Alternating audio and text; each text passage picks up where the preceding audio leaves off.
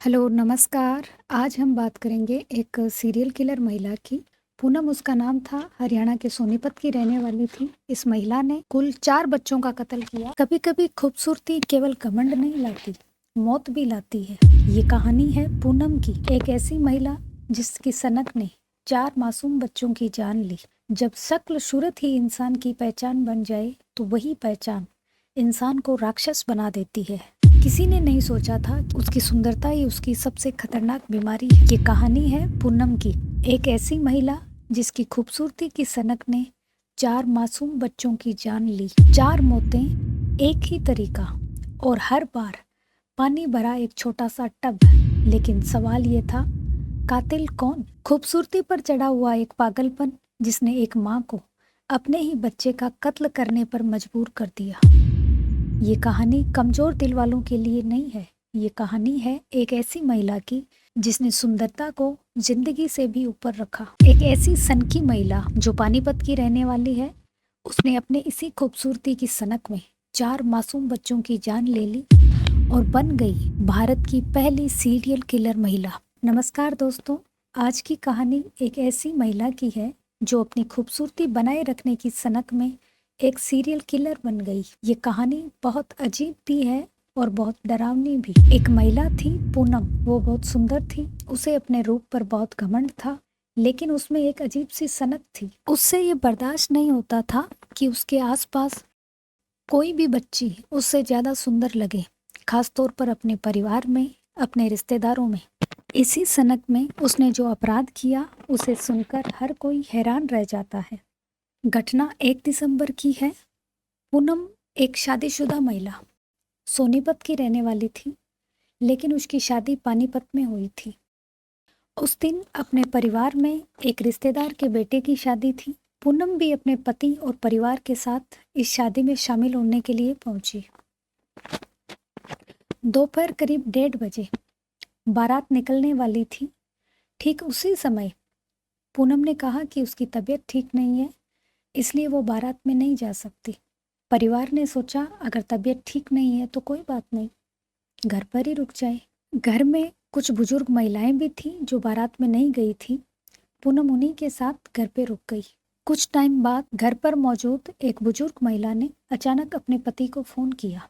उनके पति बारात में गए हुए थे और वे हरियाणा पुलिस के रिटायर्ड सब इंस्पेक्टर थे। महिला ने अपने पति को बताया कि उनकी 6 साल की पोती विधि गायब है। बच्ची को सब जगह ढूंढ लिया, लेकिन वो मिल नहीं रही है। इधर सारा परिवार बारात में। ये सुनते ही हड़कंप मच गया। दादाजी घबराकर वहीं से वापस शादी वाले घर में लौट आए। सब लोग बेचैन, डरे हुए विधि को इधर उधर ढूंढ रहे हैं। घर के लोग विधि को ढूंढ ही रहे थे। दादा और बाकी रिश्तेदार इधर उधर भागदौड़ कर रहे थे। हर कोई बस यही देख रहा था कि बच्ची कहाँ है, नहीं मिल रही, आखिर कहाँ गई। उसी दौरान सब लोग उस बच्ची को ढूंढते ढूंढते पूनम के पास पहुंचे, तो उन्होंने देखा कि पूनम के कपड़े कुछ गीले थे। जब पूनम से इसका रीजन पूछा गया कि तुम्हारे कपड़े गीले क्यों हैं, तो वो अलग अलग बातें करने लगी। कभी कहा मेरे ऊपर पानी गिर गया था, फिर कहा मेरे ऊपर दूध गिर गया था। वो गोल मटोल बातें कर रही थी। अब सब जगह बच्ची को ढूंढ लिया, कहीं नहीं मिली। फिर उसी शादी वाले घर में एक कमरा था जिसके बाहर से कुंडी लगी हुई थी। दरवाजा खोला गया, सब अंदर दाखिल हुए, तो अंदर का नजारा देखकर सबके होश उड़ गए। अंदर का नजारा एकदम डरावना था। कमरे में एक छोटा सा पानी का टब था। उस टब में 6 साल की छोटी बच्ची विधि, जिसका सर पानी में डूबा हुआ था, खुद पूरी बाहर थी। विधि का केवल सर पानी में डूबा था, बाकी शरीर बाहर था, क्योंकि टब बहुत छोटा था। इतने छोटे टब में बच्ची का पूरा शरीर आ भी नहीं सकता था, इतना छोटा टब था। अब बच्ची के मरने की खबर सुनकर जो शादी में खुशियों का माहौल था, वो मातम में बदल गया। रोना चीखना शुरू हो गया। लोग बार बार यही कह रहे थे, ये क्या हो गया, इतनी मासूम बच्ची इसमें कैसे डूब गई। घर वालों ने शुरुआत में इस मौत को एक हादसा मान लिया कि ये एक एक्सीडेंटल मौत है, इसमें किसी की कोई गलती नहीं है। शायद बच्ची खेलते खेलते पानी के टब के पास आई होगी, मुंह के बल गिरी होगी और उसकी मौत हो गई होगी। सभी ने इसमें हत्या की कोई गुंजाइश नहीं मानी। सबने यही माना कि बच्चे की मौत एक हादसा है, ये एक एक्सीडेंटल डेथ है। लेकिन विधि के दादाजी जो हरियाणा पुलिस के रिटायर्ड सब इंस्पेक्टर थे। उन्होंने इस सीन ऑफ क्राइम को ध्यान से देखा। उनको शक हुआ सबसे पहले कि ये कैसे हो सकता है। उन्होंने छोटी से छोटी चीज़ को ध्यान से देखा, सीन ऑफ क्राइम को बार बार देखा। उन्हें एक बात समझ में नहीं आ रही थी। एक तो वो टब बहुत छोटा था, उसमें बच्ची का केवल सर ही डूबा था। टब के आसपास बच्ची खेल रही थी, ऐसा कुछ बिखरा हुआ ऐसा भी कुछ नहीं था। उसमें बच्ची का केवल सर ही डूबा था। और बच्ची के अगर जब किसी का सर डूबेगा, कोई मरेगा, तो जाहिर सी बात है मरने से पहले हाथ पांव तो मारेगा कोई भी इंसान, तो पानी इधर उधर कुछ बिखरना चाहिए, पर ऐसा कुछ नहीं था। और दूसरी बात, दरवाजे की जो कुंडी थी वो बाहर से लगी हुई थी। विधि अपनी मर्जी से कमरे में आती तो या तो कुंडी अंदर से लगी होती या दरवाजा खुला होता। अब यहाँ पर विधि के दादाजी को शक हो गया कि ये एक्सीडेंटल डेथ नहीं है, किसी ने बच्ची को मारा है। अब विधि का जो परिवार है, पूनम का जो परिवार है, इस परिवार में अलग अलग टाइम पर पानी में डूबने से 3 बच्चों की मौत पहले भी हो चुकी थी। तो सबने ये लगा कि पहले की तरह भी ये भी एक दुखद, जो पहले दुर्घटनाएं हुई है उनकी तरह ये भी एक दुखद हादसा है। इस छोटी बच्ची से किसी की क्या दुश्मनी होगी, कोई क्यों मारेगा। सब यही मानकर चल रहे थे कि बच्ची गलती से टब में गिर गई और डूबने से उसकी मौत हो गई। लेकिन विधि के दादाजी ये बात मानने को तैयार नहीं थे। पूरा परिवार एक तरफ, विधि के दादाजी एक तरफ। विधि के दादाजी ने परिवार को समझाया। विधि के दादाजी को 2 बातें सबसे ज्यादा अजीब लगी। एक तो टब बहुत छोटा था, 6 साल की बच्ची अपने आप उस टब में गिर जाए और गिरकर डूब भी जाए, वापस नहीं उठे, ये चीज उनको संभव नहीं लग रही थी। एक कमरे की कुंडी बाहर से लगी थी, अंदर से नहीं, मतलब साफ था विधि कमरे में थी और किसी ने बाहर से दरवाजा बंद किया होगा। अगर विधि अपनी मर्जी से कमरे में आती तो या तो दरवाजे की कुंडी अंदर से लगी होती या दरवाजा खुला होता। अब यहाँ पर विधि के दादाजी को ये बातें खटकने लगी। उन्होंने घर वालों की बात की परवाह किए बिना पुलिस बुला ली। पुलिस तुरंत पहुंची। पुलिस ने अपने हिसाब से पूछताछ शुरू की। शादी में कौन कौन आया था, बारात में कौन गया था, घर पे कौन रुका था, बच्ची को लास्ट टाइम किसने देखा था, किसके पास घर के कमरों की चाबी थी। जो जनरल सवाल होते हैं पुलिस नॉर्मली करती है, वो सारे सवाल सबसे किए गए। शादी का घर अचानक शांत हो गया, हर कोई तनाव में था। अब सच्चाई धीरे धीरे सामने आने वाली थी। जब पुलिस ने सभी से पूछताछ शुरू की तो कुछ महिलाओं ने बताया कि पूनम शादी में आई थी, लेकिन बारात निकलने से ठीक पहले उसने अचानक कहा कि उसकी तबीयत खराब है, वो बारात में नहीं जाएगी और वो घर पर ही रुक गई। जब वो लोग विधि को ढूंढ रहे थे तब भी उन्हें कुछ अजीब चीज, जब लोग बच्ची को ढूंढ रहे थे तब महिलाओं ने पुलिस को बताया कि जब सब लोग विधि को ढूंढ रहे थे तभी उन्होंने देखा कि पूनम के कपड़े गीले थे। जब उन्होंने पूनम से पूछा कि तुम इतनी गीली क्यों हो, तो पूनम ने एक बार तो कहा कि उसके ऊपर पानी गिर गया था, थोड़ी देर बाद उसने कहा कि उसके ऊपर दूध गिर गया था। इस तरह से वो गोल मटोल बातें कर रही थी और कुछ घबराई हुई लग रही थी। अब उसके जवाब बार बार बदल रहे थे। ये बात सुनकर भी पुलिस को थोड़ा अजीब लगा। इधर एक बच्ची पानी में डूबकर मरी थी, उधर पूनम के कपड़े भी गीले थे। यहाँ पर पुलिस को पहली बार पूनम के ऊपर शक हुआ। विधि के दादाजी पहले ही बता चुके थे कि ये कोई हादसा नहीं हो सकता। अब पुलिस उसी दिशा में सोचने लगी।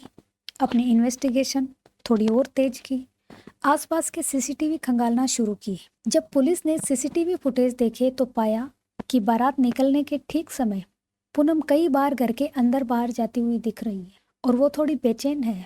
उसकी बॉडी लैंग्वेज कुछ अजीब लग रही है, वो घबराई हुई लग रही है, उसकी चाल, उसकी हरकतें, सब कुछ अजीब है। अब सीसीटीवी में कोई नया या अनजान आदमी भी नहीं दिखाई दे रहा है और कोई इतना जिस पर शक कर सके। अब सीसीटीवी में कोई नया या अनजान आदमी भी दिखाई नहीं दे रहा जो घर में आता जाता हो या कुछ संदिग्ध लग रहा हो, ऐसा पुलिस को कुछ नहीं दिखा।